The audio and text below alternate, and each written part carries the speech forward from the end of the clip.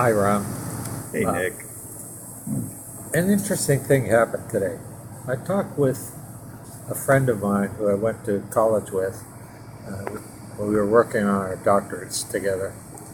And he was a quiet type guy. Uh, and I use the term still water runs deep. He's that type of a person. He went on to get a PhD in counseling and became a neuropsychologist. And we were talking this morning about his life and my life 50 years after college. Wow, Yeah, 50 it's really years. wonderful. He is now a painter and is doing counseling, living in Montana. We got together last summer, and he wants me to send my paintings to him because he wants to show them in the gallery and to people up in that area. He wants my abstracts, and he said that a lot of people up there have pretty traditional artwork, but there's a group that really loves abstracts in Montana. so You say that with some surprise. Montana? Abstracts? Montana? and he's still doing counseling, and the interesting thing about life is that when we try and live our true self, it's amazing where we go and how we get there.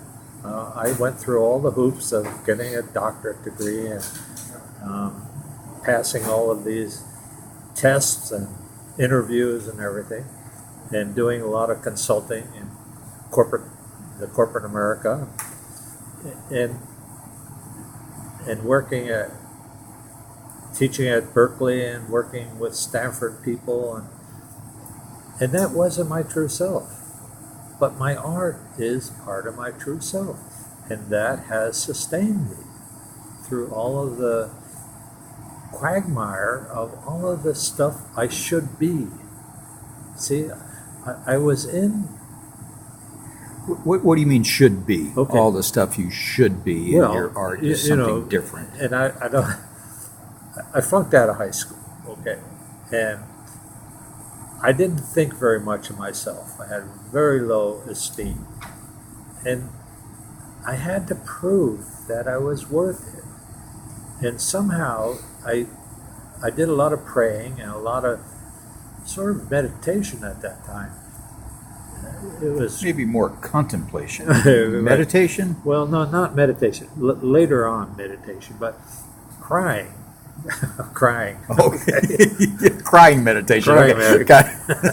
So, and feeling worthless meditation. Like, why me, God? Right. And eventually I had to prove that there was some self-worth in my soul, in my being. So how do you do that in this society? Well, you get degrees. That's one way to do it. So I got a bachelor's degree, then I got a master's degree, and I kept going to get a doctorate. Well, that didn't satisfy it, Ron. And here's a person from the streets of New Jersey teaching at Berkeley. Are you kidding me? Incredible. That didn't satisfy it either. Well, I had a fellowship at Stanford Research Institute. That didn't satisfy it. Well, I was doing some international consulting in Canada in affecting the national program for testing Head Start and early childhood education, and that didn't satisfy me. And I wrote all these papers, okay, and I was doing all this really great stuff, publish or perish, okay. That didn't satisfy me. Well, sometimes we have to do that to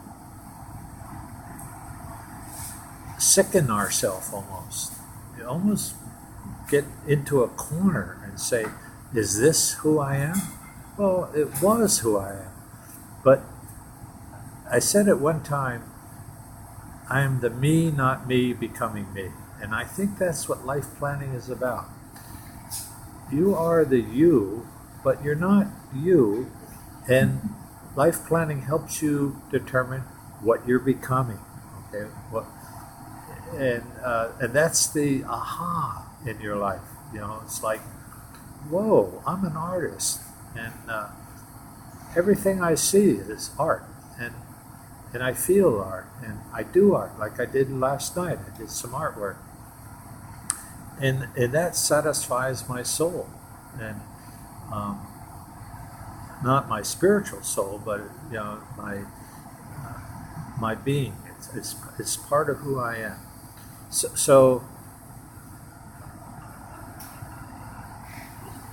there. All right, let's take a pause there. Yeah. Take a time out because I need some more coffee.